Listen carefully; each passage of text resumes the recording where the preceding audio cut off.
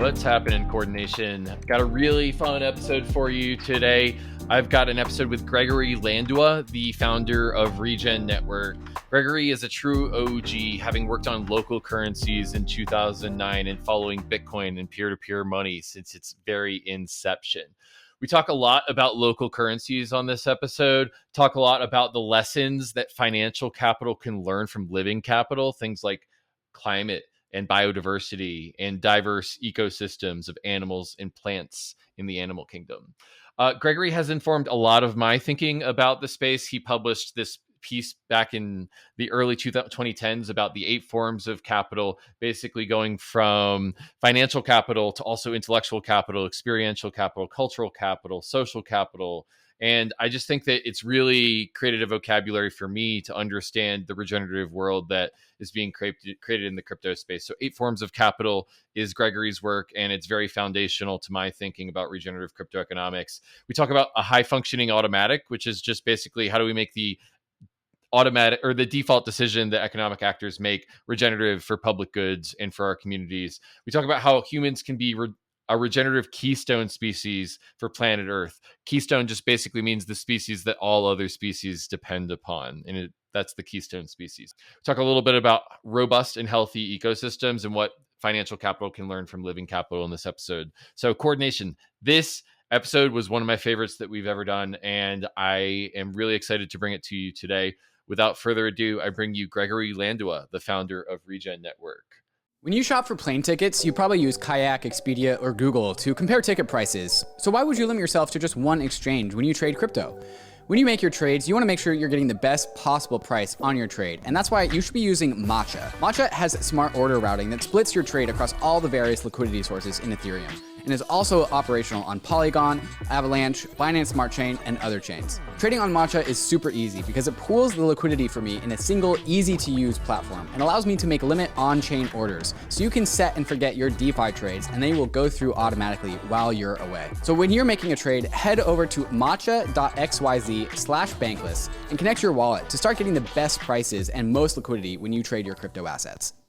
Opolis is a member-owned digital employment cooperative offering payroll, health insurance, and membership perks that go beyond the basics that you would find at your normal 9-to-5. Opolis offers not only health benefits, but also pay stubs and W-2s, workers' comp, and unemployment insurance, as well as disability benefits for independent DAO workers that are traditionally reserved for regular employment situations. Opolis provides a tax-compliant way to get your paycheck in crypto and professionalize your work-life situation. Opolis members enjoy an average of 20 to 50% savings on top-rated national group health insurances, as well as self-sovereign portable employment. You can also get tokenized rewards based on consumption, staking, and referrals, and also the ability to fund payroll in fiat and stablecoins without the use of centralized exchange.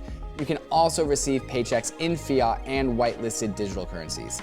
So sign up for Opolis today and get 1,000 work and 1,000 bank tokens when you become a member of Opolis by May 25th, 2022, and get started working your self-sovereign life.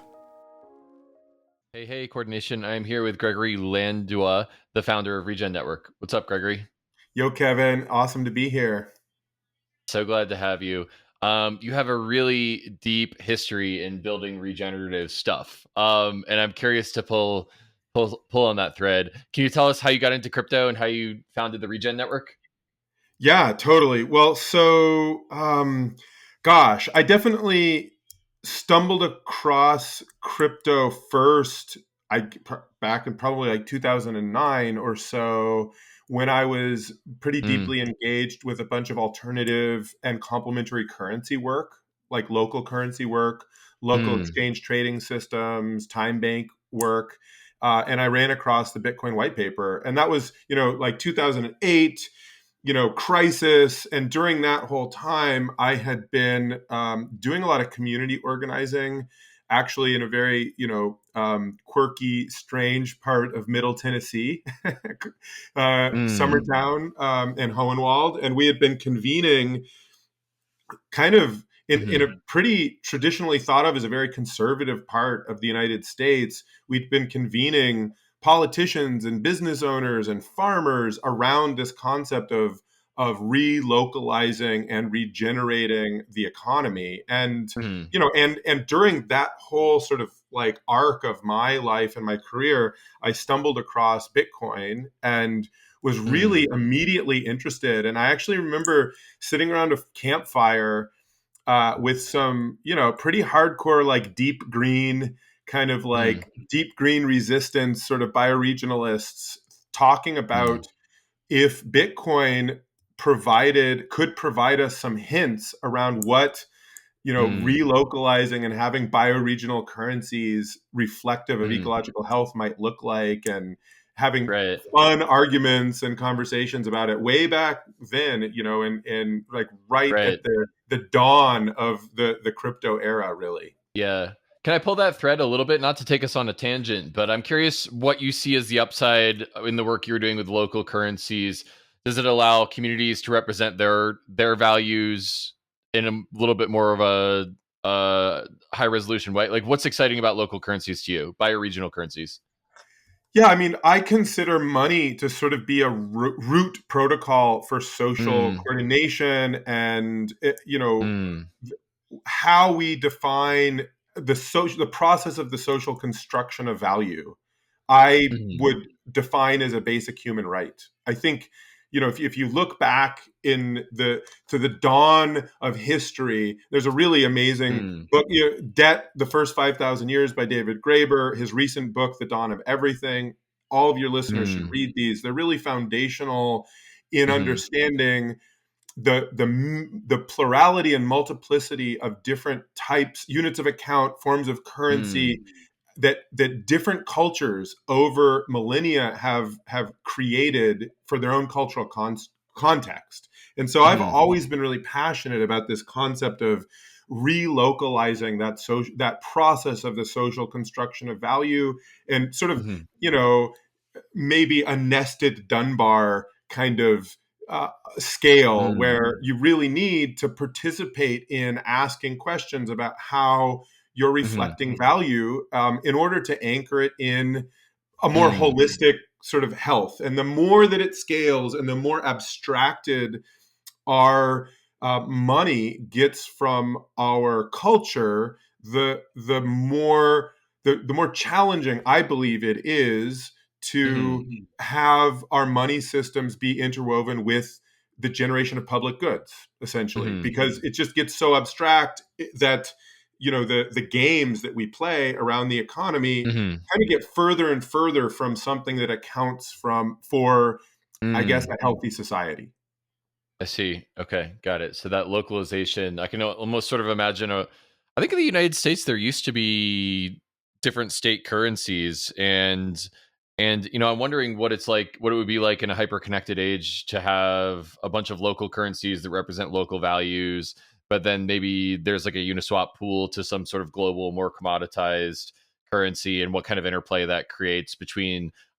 It's interesting because the United States is kind of constructed around localism, and then the states, and then the federal government. And now we've kind of got this, United Nations that we're a part of, which are four different holons for human society. And what does it do when you give those local communities access to their own currency, which represents their own values? Yeah, I don't know if you have anything more to say about that, but it seems like a deeply interesting hypothetical design space. It's deeply interesting. It's really dynamic. There's a lot of work that happens around this kind of Mm, subject in the Cosmos ecosystem. I know mm, Ethan Buckman, one of the founders of the Cosmos project, is really mm, passionate around this sort of like localism as applied mm. to currency and monetary theory and design. And Okay. it sort of resonates with this sort of like concept in Cosmos of self-sovereign state machines, which are sort of Mm, like make it possible for a community to govern the economic parameters of that community in a sovereign mm, way, but interoperate with mm, other economies in this sort of nested way. And so, there's mm. sort of like a deep thread of this particular like geekiness Right. inside of the sister or cousin community to Mm. Ethereum, which is Cosmos. Yeah. Yeah, and I want to get into that and understand that ecosystem. And I think like maybe I would introduce a language early in the episode for us to talk about the different trade-offs that different local currencies make. Y'all blew my mind when you published this blog post about the 8 different forms of capital, taking what's commonly understood to be capital, which is financial capital, and exploding it out into social, material, financial, living, intellectual, experiential, spiritual, and cultural capital. And maybe that's like a common language for us to talk about the trade-offs between values that different local currencies might have in this world. But I guess I just want to like say in front of everyone, 8 forms of currency really blew my mind when I read it, and I've treated it as foundational in a lot of the designs that I'm working on these days. So kudos for that. I don't know if you have anything else to say about the 8 forms of capital. Yeah, well, super grateful and excited, honored that it's useful, and and that 8 forms of capital Mm-hmm. framework was generated back in 2008 through a participatory process with a community. So my Mm-hmm. thinking partner Mm-hmm. around that, Ethan Soliviev, and I feel like we just sort of listened, right? We were listening to this community, and we sort of charged ourselves with asking what were different, unique, and important forms of value that people didn't feel like were Mm-hmm. commonly represented by this concept of capital, right? And we sort of we interviewed people, and we gathered all of these Mm-hmm. responses, and we sort of distilled the 8 forms of capital out of that as Mm-hmm. these sort of patterns that Right. could represent a holistic conception of value and capital, and then how it complexes into currencies, and use Mm-hmm. that as a living framework for us to navigate our work Mm-hmm. in the world. So, and since we created it, or sort of like crystallized that as a framework, we've noticed that it's been really deeply useful for a lot of very diverse different communities. So the 8 forms of capital is very commonly taught in permaculture design courses these days around the world, Mm-hmm. and now it's sort of making its debut recently into the crypto space as it's discovered and rediscovered and regenerated by folks like yourself. So it's exciting to be part of something, but with all humility, I think we were really just sourcing from the Yeah. moment and trying to express what we were hearing. Yeah, that's so fascinating. I feel like so many of the insights that I have in working with DAOs and working in this bleeding edge design space just comes from communing with people and trying to sense make them like we're on the frontier. What do we see around us? And it's kind of it breaks my brain every time I just kind of get to be in these communities where ideas like that bubble up. And so, has that been something that you've taken forward in your work in the Regen Network? Be curious to hear to start playing forward that story about from 2009 to the founding of the Regen Network and what you all are up to these days. Definitely. I mean, so Regen Network Mm, is built to be open public infrastructure for living capital mm-hmm, accounting and currency minting, essentially. mm-hmm, And so that's right. what we're up to. So we're really focused Mm, on, and each, it's a holistic framework. And so, of course, to account for or to explore as a community living capital as the foundation for currencies and assets and in a living economy, you also need to be asking what's the relationship between living capital and financial capital, and living capital, material mm-hmm, capital, living capital, cultural, social. So they're mm-hmm, all represented, but the emphasis at Regen Network is really firmly on living capital, and mm-hmm, um, and again, creating public infrastructure for us to be evolving new ways of accounting for and expressing and regenerating, mm-hmm, really at the end of the day, regenerating living capital. mm. And regenerating just means a system where that resource becomes more abundant over time as opposed to becoming depleted. At least that's the definition I've been working with. How would you define regenerative? I think that's a good placeholder. I tend to use words like vitality, viability, Mm-hmm. evolutionary capability, and capacity. So Okay. regeneration to me represents not just an increase in sort of like systemic capability and capacity, but Mm-hmm. actually sort of increasing the ability for the system itself to evolve, Mm. essentially. And I that see. feels really foundational to sort of the conception of regeneration that I work with I day to see. day. Okay. That's so interesting. You almost like put it in evolutionary frame there. The world's evolving. A system, if it can evolve along with it, is regenerative. It's going to keep up in the future. Um, yeah, Yeah. that's And in this case, it's really about our biosphere, our ecosystems, our watersheds, our mhm. soil, our forests. Yeah. How are we knitting them back into our economic system so that Hmm. our economic transactions, relationships, um, are co-regenerating Hmm.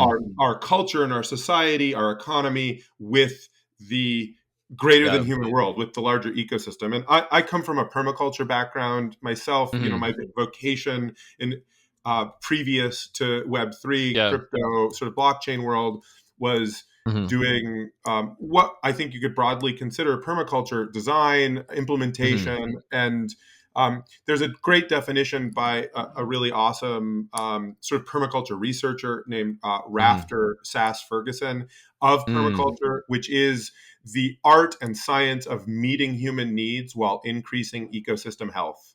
And I see. that's always really deeply resonated with me as a pointer around what are we trying to do here, specifically around living capital and like how we weave living capital into this sort of like larger economic tapestry. Well, we Yeah. want to meet our needs, right, as a society, as individuals, as people, in a way Hmm. that increases ecological health. And that's always Mm. been a nice just placeholder for me, just like a North Star. Mm. Amazing. What I think is so interesting about this space is how I'm starting to, ever since you published Eight Forms of Capital, think about different projects as just new arbitrages between different types of capital. Like Ethereum and Vitalik, I think of as like an arbitrage between intellectual capital and the creation of consensus with the financial capital, which then has enabled NFTs, which are financial and cultural capital. Social media and blockchain is an arbitrage between financial and social capital. In what you're doing is an arbitrage, not arbitrage, but like a connection between material and living capital and financial capital. And so you've just kind of given me this language for looking at different subsectors of the Web3 space and viewing them through kind of like bridges between financial capital and many different types of capital. And you're the deepest person I think I know in the material and living capital stuff, Gregory. I mean, it's been like you've been working on this for like 10 or 15 years at this point. So I think it's cool that you gave us all that other language, and I really want to dive in on the material and living capital and what you think we can learn from that. So I don't know, anything to say about that before I ask my next question? No, I mean, I love that Yeah. concept of arbitraging between these different forms of capital, and I Yeah. think that that's really, yeah, that's really a nice, that's really a nice mental model. Yeah, Well, thanks for giving us the language to talk about that. totally. I want to talk about permaculture next. I think much of my audience might be software engineers and might not know as much about agriculture as you do. And I want to talk about permaculture and why that's such an exciting concept to you. And what does financial permaculture look like? What can finance learn from traditional permaculture? Well, permaculture, you know, one definition I already mentioned, which is the art and science of Yeah. meeting human needs while increasing ecological health. It's sort of a set of principles that Hmm. were distilled from Yeah. the sort of progenitors or authors of permaculture into the world as a Hmm. design science. So there's a set Hmm. of principles that were observed amongst a wide variety of successful Hmm. mostly indigenous generated land management and agriculture Hmm. systems, and a set of Okay. ethics. So, generally speaking, permaculture is like kind of a design science, and it's something that you Hmm. bring to bear to allow you to.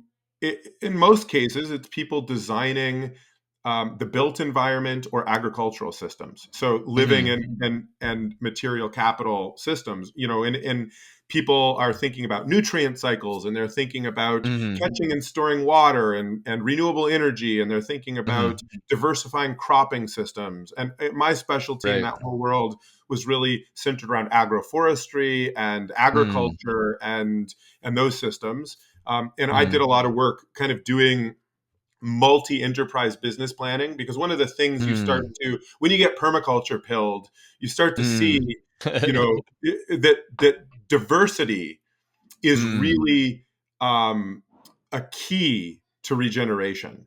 And so when you look out at an agricultural system and you see nothing but corn for thousands of miles, basically, you know there's an issue, right? In order to support that monoculture system, we have to Right. pour immense amounts of herbicides and pesticides and fertilizers and have giant machines that manage it all.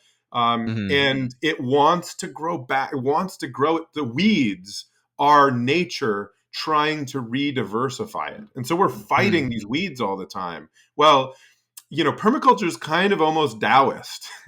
It's kind of like, how do we learn to go with the flow of life instead of fighting life in how we're designing our agriculture, our built environment and our agricultural systems predominantly? Like, we're all really fascinated about these basic sort of survival, like all of human life is sourced from agriculture. No one is disconnected from where their food is grown, no matter if that food is plant-based proteins that get recombined into some sort of like weird new age, drink, or if it's like a big slab of beef on a grill.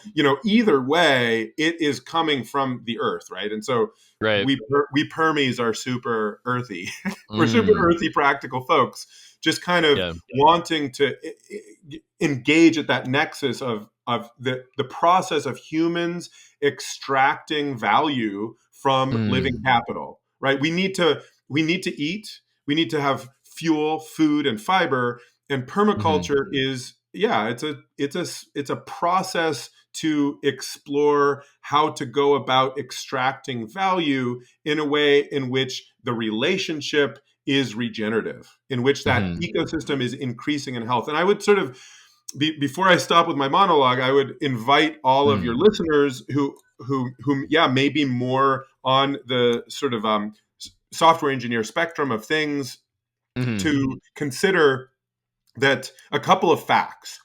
Fact number one: wolves, right, which interact with, which are predatory, right, and interact with bison and elk and deer as predators. When you introduce a wolf into an ecosystem as a keystone predator, the diversity and ecological health of the entire landscape goes up, right? So wolves are this really fascinating, I think, hint to how a species can actually increase the ecological health of the whole system. How does that happen? Why does that happen? I think these are really important questions to be asking. And I'm always asking, how can humans be a regenerative keystone species on planet Earth? How is our presence here actually a force for regeneration instead of a force for degeneration? How is our presence in an ecosystem, whether it's agricultural or wild, actually engendering sort of this net regenerative result in which biodiversity and ecological health is the result of our interactions with the rest of the ecosystem? Got it. In your story, so I just had to Google it since you said it, and it sort of blew my mind. A keystone species is a species which other species in an ecosystem largely depend, and if you remove from the ecosystem, would change drastically. In the story that you told about the wolves, are they a keystone species? Yeah, they're a keystone species. So in places that they were extirpated or removed from ecosystems all over the world, those ecosystems have degraded, and the ecosystem changes and it decreases in biodiversity and stability, right? And so when wolves are present again, like in Yellowstone, there's all of these indicators and all of the science showing that the ecosystem is more robust, resilient, and healthy. And this is true. You could think of the larger carbon cycle. We're in this climate catastrophe. We've been pumping, carbon from below the earth into the atmosphere, creating the, greenhouse effect, all of these other things. Carbon is really the least of our problems in a lot of ways. this is an example of humans not behaving like a keystone species. Instead, Mm-hmm. we're behaving as a species that's tending towards simplifying and degrading and making ecosystems more fragile, right? But that does not need to be the case. There are plenty of examples if you look at like a larger scale anthropological history of humans. There are lots of examples of human societies acting as keystone species in which they're, like in the Amazon, there were large, and Mesoamerica, there were large civilizations supported Mm-hmm. by incredibly biodiverse, hyper biodiverse landscapes. In fact, some of the most biodiverse hotspots in the Amazon, there are studies showing that humans were tending these biodiversity hotspots through climactic changes. And then the biodiversity was expanding back out from these sort of arcs of biodiversity, and that humans were responsible for Mm-hmm. sort of seeding and stewarding this mega biodiversity of the Amazon. And so, Mm-hmm. like flipping the script from degen to regen, we don't need to be a force for degeneration as humans. This is all just how we structure our incentives, our society, Mm-hmm. our interaction with the other 8 forms of capital besides financial capital. And that Mm-hmm. engineering and design question in a holistic way, my entry into that was through permaculture. Amazing. Do you think a lot of this is just about considering second order effects of our actions? So, like when I eat, my job to be done is to no longer be hungry, right? But there's these second order effects to my health of like what I eat accumulates over time. And if I have the aperture of awareness to think about the second order effects of my decisions, like I'll eat organic, I'll eat like fruits and vegetables, and that will create regenerative living capital for me because I'll be more healthy. I guess I just wonder, does a lot of this boil down into making so that like the default choice for people, it considers the second order effects of their actions so that the system doesn't become self-terminating? Um, you know, is that one way of slicing and dicing it? In what ways is that right? And what ways is that wrong, in your opinion, Gregory? I think that's a great way to slice and dice it. I think, Mm, in my language, I would refer to that as sort of achieving a high functioning automatic where, like our mm, habitual patterns, if we're just kind of on default mode, are mm, tending to have these sort of like positive second order results instead of negative second order results. mm. And I think that's totally right on, in terms Right. of like how this is designing or engineering. Yeah. I actually think that concept of the high functioning automatic, the default network, is really interesting to me because one of the things I deeply feel is that being able to care about second order effects of your decisions is kind of a position of privilege, right? It's easy for me to pontificate about the effects on the world of our actions, but like someone who wants to feed their kids probably doesn't like, and is living paycheck to paycheck.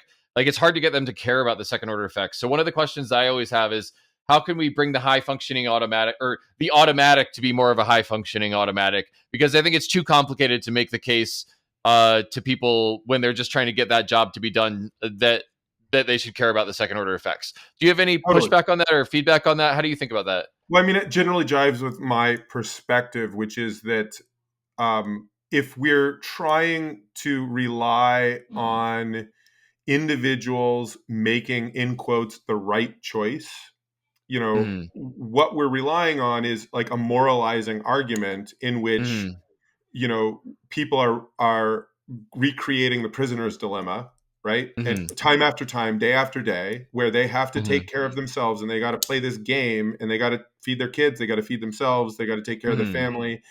And this statistically, the trend is going to be for people to defect, not because they're bad, but because they have present moment challenges that they have to deal with. And, net, like it's just going to all trend towards that. And I think, I think our quest needs to really be, and I think it is true that being able to think about this, pontificate about it, is a position of mm, privilege.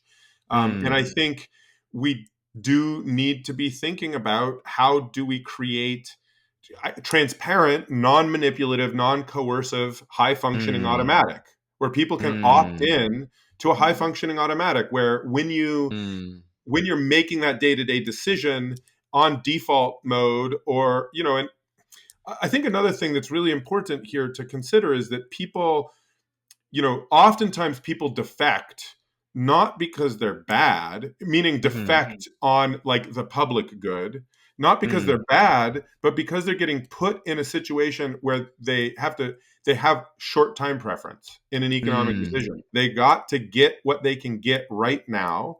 Otherwise, they're going to feel pain of some sort, right? And it could be significant.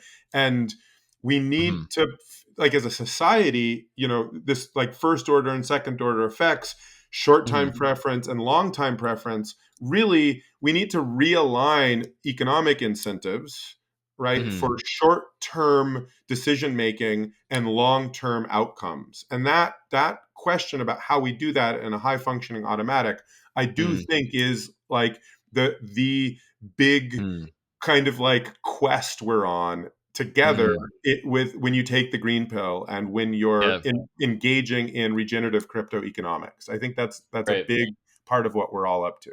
So, you've got some money, but how are you going to use it? You want to spend. You, me, shopping, now, bro. When you know you should be saving. You'll never buy a house at this rate. But what if you could spend and save at the same time?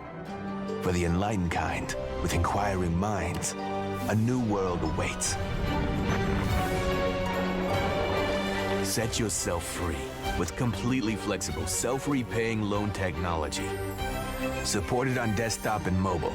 Seize the power of Alchemix, allowing you to spend and save at the same time. Leverage your wealth without risk of liquidation. Take out a loan that repays itself. By using yield from your deposit to pay off your balance, your only debt is time. What was once inconceivable is now within your grasp. You're winning some.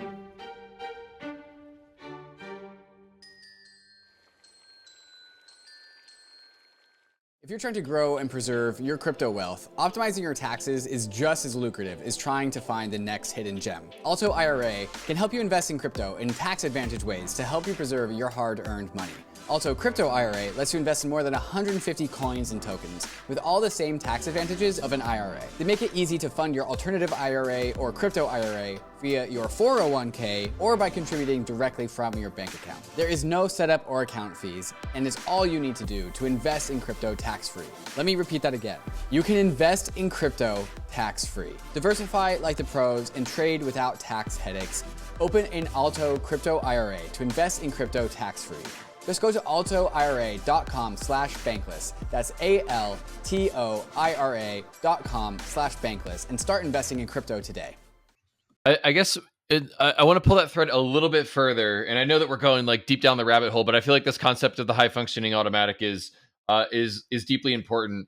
I guess I want to ask from an evolutionary perspective whether you think the high functioning automatic competes with the low functioning easy button, or the high, like how can we make the high functioning outcomes more competitive against the like low functioning but cheap to satisfy outcomes. And I guess one way I would sort of frame it is that I've been talking a lot about game B with various different people on the guests on the podcast recently, and the idea there is basically like, if you're greedy, if you're like building an empire and you're sort of you're basically only operating over what's the most give you the most short-term domination or pleasure. Like you kind of like shift the game so that everyone else has to play the game your way. I think I'm not articulating this as well as I could be, but basically, like, how do we make the high functioning thing the right evolutionary decision for each agent to be making? Because otherwise, we're just going to have a death spiral into low functioning outcomes. How does the high functioning automatic compete with the low functioning one? Is it because the low functioning one is self-terminating? Do you have any thoughts on that? Yeah. Yeah. I mean, I wish we could conjure Daniel Schmachtenberger into the conversation in the present moment. I had some great conversations with him at the Schelling Point. But I'm glad. Yeah.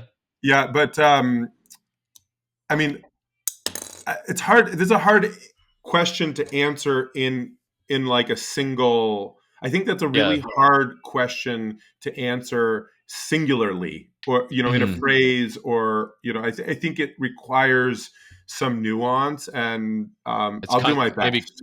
context dependent, maybe. Exactly. It's context dependent. And I think Yeah. there's levels as well. So I think it's Mhm. important to invoke kind of like a leveling framework, right? And Yeah. there's a great living systems framework that I think through from time to time, that Mhm. I was taught by Carol Sanford, and she has some great Mm. books, including Regenerative Business, Regenerative Life, Mhm. and she's really sort of like sourcing these living systems frameworks from this sort of Mhm. like J.G. Bennett world and some other Mhm. folks. So it's, for folks who want to geek out on where this is coming from, there's a whole like Mm. really interesting sort of like lineage there. But Yeah. this framework that I want to use to try to answer this goes from vital, where it's Mhm. like, it's like a level of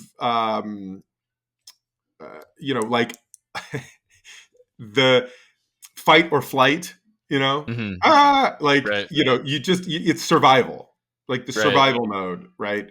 Mhm. Let's just, and actually I'm gonna shift frameworks midstream here and shift Mhm. to, like, just think of a triage.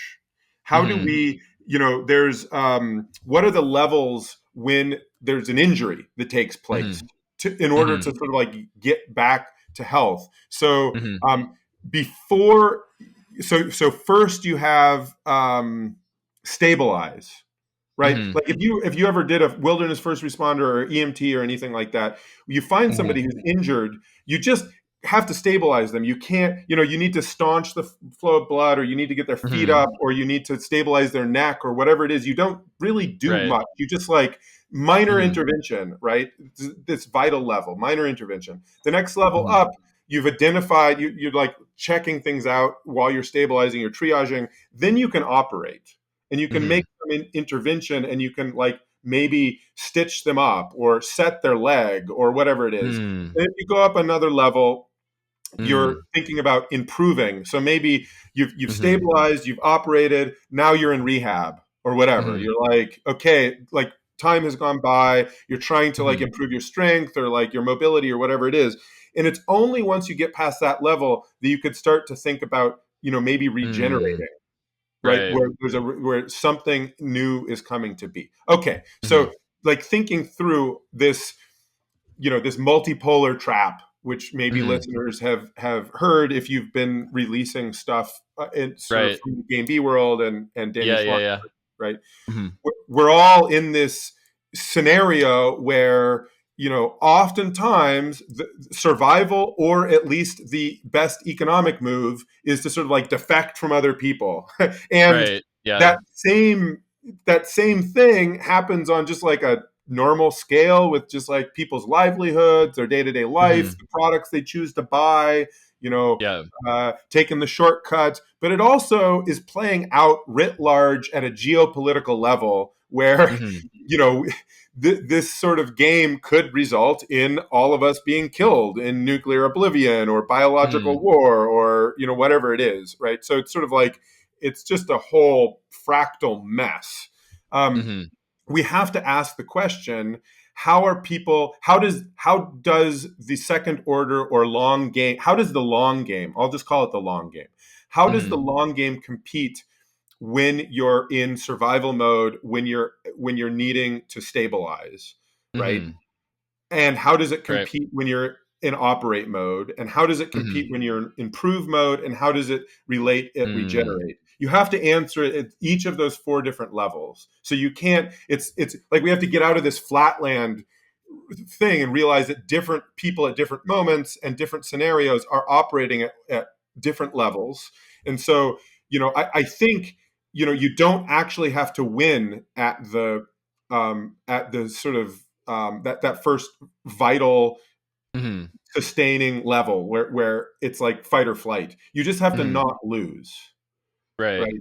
And then you have to Okay. be incrementally a little faster at operating and repairing as you go up. And then it's when you're at these higher orders that I believe it Mhm. becomes significantly more sort of competitive in terms of a strategy Mm-hmm. of a squad or a team or a company or a nation state. That sort of like out cooperate the competition vibe, I think, really starts to thrive as you move up. But Right. yeah, you can't lose at the lower order. You just can't. Right. Yeah, or if if you do lose at the lower order, it seems like in the permaculture analogy, like, maybe you've sucked all the nutrients out of the ground, then that's maladapted to, like, you've basically like ruined the resource, which is maladaptive. So maybe the system is sort of self-correcting in a way, self-correcting from the system perspective. From the individual perspective, obviously it's very hard not to be able to extract resources from the ground anymore when that happens. And so this kind of an arbitrage between the lower and the higher levels is what I'm envisioning. I want to hand the reins over to you, Gregory. You're just such a giga brain thinking about these things. Where do you want to go next? What didn't I ask you that you want to tell us about? Oh, I've been so enjoying our dialogue. I mean, I think it's interesting, probably, Mm, I mean, there's a couple of different places to go. mm, One is, I think there's rich and interesting conversations to talk mm, about sort of, I have an ulterior motive to Cosmos pill everybody who's taking the mm, green pill. So I think there's like a fun, dynamic, interesting conversation to potentially be had there. I think it's really interesting to talk about, I guess, kind of the nitty gritty of reconnecting social construction of value to ecological health and what that means and how it's taking place in Regen and in other experiments around the space.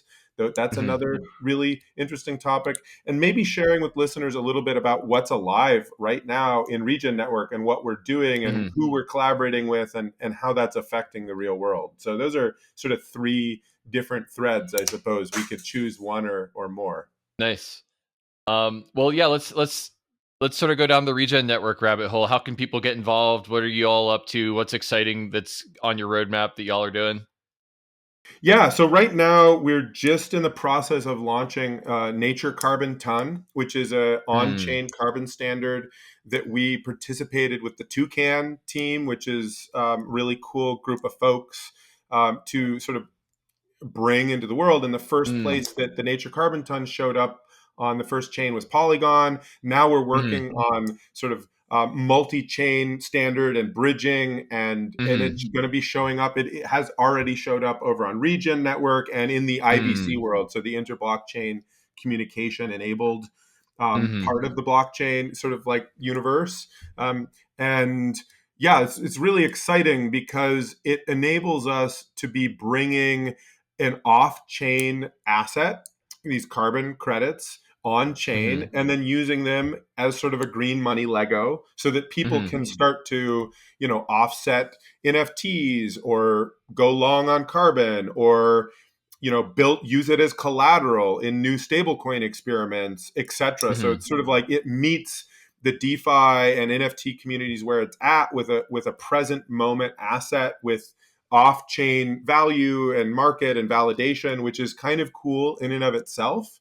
Um, mm, and there's enough liquidity in those markets to do some really significant and interesting things. So that's mm, quite fun and interesting. It's kind of different from most of what we do at Regen, mm, which is about building tools for people to natively mint ecological mm, assets like carbon credits right onto the blockchain, not pull them off mm, of existing markets, but to generate them sort of through the process of monitoring, reporting, verification, and minting, and sort of like DAO governed asset control. Where in our mm, structure, what we're really working on is sort of like every credit class in on Regen Network is essentially a DAO. There's like a natural capital or living capital DAO mm, that is kind of a mm, bank for that particular asset, and you define the issuance rules, supply rules, verification rules, and then you can mint those assets up into the marketplace. So in this mm, case, we're sort of like grafting the old style carbon markets and trust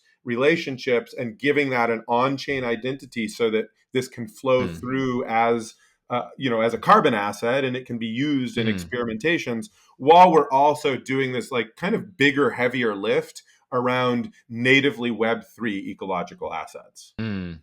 So take me, like, let's play this forward. If Regen Network is maximally successful, what does the world look like in 10 or 20 years? Like, what does the world look like in which Regen Network is maximally successful? Well, I think we've reinvented money to Mm, realign short-term economic profit with long-term ecological health, mm, essentially. I think we've created tools both for sort of like a global index. mhm, I think, and this gets a little speculative, and we tend to, so how it actually shows up, I think there's going to be something like a global sort of regeneration reward mhm, reserve currency, essentially. mhm, I happen to mm, think that that's probably sort of an index system, mm, because I think it's quite hard to get it. Everything's so context specific and ecological health. And so you really want mhm, space for local expression, but you need to sort of like aggregate that and index it. So I think we have sort of like a global indexed sort of reward currency that really is only ever minted. It's limited supply, it's proof of work, is proof of mm, regeneration, essentially. and mm, and there's many different proofs of regeneration, so it's not singular, mm, pluralistic, it's polycultural, but it can mm, be aggregated and indexed at kind of a global scale so that we really have mm. access to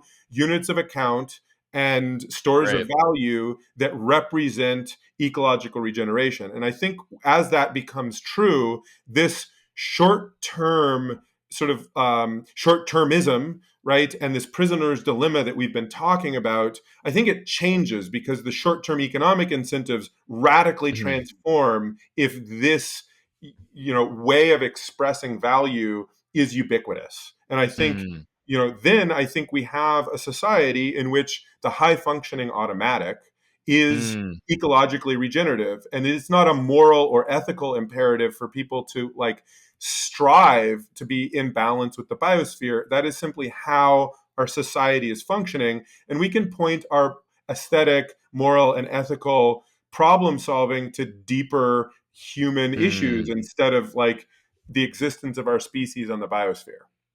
Right. Okay. Beautiful. There's always a moment in these episodes where I think, ooh, the episode title just appeared in what the speaker said, and you said proof of regeneration, and I think I'm gonna suggest that as the episode title, which I think is just a beautiful metaphor for what we're doing in the regen crypto space.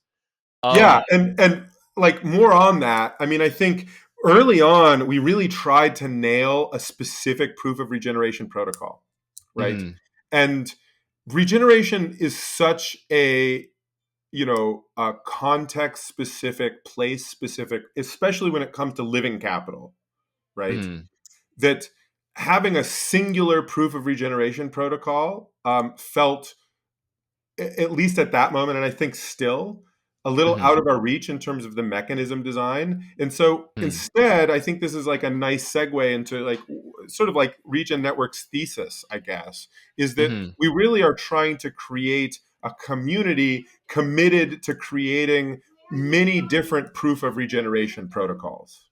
mhm. Amazing. So you're a generator function for proof of regeneration. Exactly. Beautiful. And I love that we weave back in the theory that we talked about at the top of the episode, which was all about high functioning defaults or high functioning automatics. Like Yeah. we got a kiddo. Let me know if you want to continue recording or if you want Oh, to. we're good. This is Obi. We got a kiddo in the house. He oftentimes joins me for Hey Obi, how conversation. you doing? Obi, what is Regen Network? Pick nose. There you go. All right, Gregory, is there anything that I didn't ask you that you want to tell us? um. Well, let's see. I didn't really. I didn't really sort of talk so much about the like early regen days, but I think that's fine. I mean, there's all sorts of adventure stories about sort of Mm, like, you know, choosing to go feet all in, choosing to Yeah. jump all in down the Web3 rabbit hole, Yeah. coming from a place of, honestly, skepticism and sort Mm. of more like earthiness. And, I Mm. think there are ways that I think I'm excited to see how the sort of like regen memes and this sort of green pill movement, and especially your work at Gitcoin and an emphasis Mm. on public goods is really, I think, bringing some important medicine to the sort of like Mm. crypto space that's really Mm. important, right? Because I think um, when we're too abstract and we're too sort of like gamified and we're too focused on sort of like determinism and mechanism and Mm. like pure abstraction, I think there's definitely some danger in that. So there's sort of, one of my most fervent hopes is that this sort of green pill movement, that Mm. bringing regen to crypto creates Mm. an opportunity for all of us who may be sort of like charging breathlessly towards the digital singularity to take a Mm. moment and put our feet on the earth and fall Mm. back in love with this beautiful planet and the greater than human world and the non-digital world, and really ask ourselves, how are we integrating the magic and the complexity and the life that has given, Mother Earth, who's giving all of us, giving birth to all of us. How do we Mm. include that, not just escape it? How do we reintegrate it? And how does this moment of digital Mm. revolution, um, how does it give us new capabilities that can allow us to become that keystone species on Earth? Mm. Yeah, I think that is the big question. And I think that we've just started pulling that thread here. And I think that you've created foundational work in helping make sense of it. I know I use 8 forms of capital every day in my work, but we do have some more time. Like, let's spend 5 minutes going through a war story of early days of Regen Network. I think that those are fun. Would you be okay to spend the last 5 or 10 minutes on that? Totally. Yeah, Okay, love it. I just love those founder to founder moments of holy shit, we like almost didn't survive that.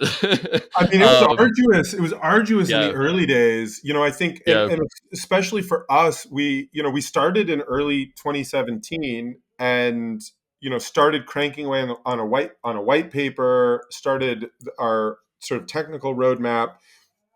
And in those days, I mean, listeners can probably, many folks probably were around back then, and, mhm, crypto was very different.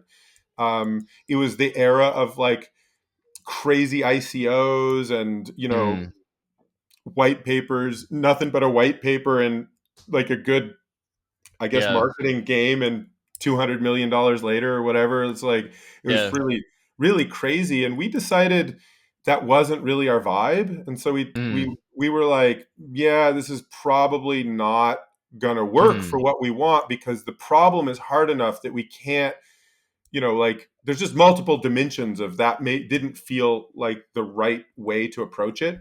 So we sort of backed off in those early days and then plunged straight into the bear market, right? And so it mhm, was it was a long and arduous um, mhm, process to fund ourselves, to keep going, to build a team, to build a right, movement through that whole space. And what really got us through mhm, was, I guess, trying to make ourselves as useful as possible mm, with any community that we were interacting with. And that got us, like, the way we got through the bear market was we were doing cutting edge ecological science work with the USDA and leading research institutions. We were like the largest contributor to the Cosmos repo mhm, for the Cosmos SDK, and doing like any mhm, problem that we encountered, right? Anything that we were like, oh my gosh, this is sort of a foundational challenge that needs to be addressed if we're going to have any opportunity to solve this more mhm, foundational issue. We just were we were just dedicated to genuinely trying to Mhm. solve it, which is such a Mhm. radically different approach than your Yeah. standard sort of like move fast and break things startup, where you're just like, just get the product to market, whatever it is. We really took a very different approach, um, and continue to do that. I mean, I think we sort of continue Mm. to feel like, let's try sort of like move slow and fix things and Mm. do foundational work, and not be scared of facing hard problems, and being Mm. honest about Yeah. challenges we're facing as an Yeah. experiment. Really, like, it could all not work. That could not be an adaptive, competitive way to go about it. Mhm. But I have to say, so far, as a founder and someone who's building an open source public blockchain and community around ecological data and claims and assets with a focus on regeneration, that strict adherence to take out the trash and do the dishes when you're, and like look for what you need to do to make the system better, build the software that nobody else wants to build because it just has to get done, has Mhm. actually like woven us in to a set of economic and social Mhm. relationships where we're taken care of, right? And we're Mhm. no longer in a survival scarcity mode. We're part of a community. We take, and it's so I just kind of want to like have a voice. Feels like an inspiring thing from my perspective to share with new founders and Mhm. projects. It's like, make yourself Yeah. useful, and community will embrace you. Yeah. I really think that that's one thing that I always feel like I share with other founders is just the early war stories of, man, when we had no resources and we had no money, and we were trying to figure out what we wanted to be, and just that toiling, sort of that endless toil in order to get through and create value for the world. And I think that a lot of startups look inevitable when you hear about them, and it seems like they are inevitable, but there's just years of toil and trying to give back and create value that Totally. exist at the base level that I think unless you founded a project, you just don't know about that. And it makes me more thankful for everything that I use, knowing about how hard it was for those founders to get that project off the ground, unless they're extremely privileged or lucky. So deeply appreciate your work in the space, Gregory. I'm glad that you have continued on this far, and I can't wait to see that world where Regen Network is fully successful. Yeah, well, super grateful to get a chance to jam with you, Kevin, and always a big fan. I'm excited. It seems like in grant rounds 14 for Gitcoin, we're going to have some Cosmos assets and be getting engaged with sort of like weaving bigger communities together. So I'm just Mm. super. I'm a fan. I'm loving the Green Pill podcast and grateful to have gotten to hop on and Yeah, share some of my stories. I'm grateful to be creating a pluralistic world where we can both be successful in regenerating, and we can do it together and cross pollinate. So thank you for everything you do, Gregory. Yeah, likewise.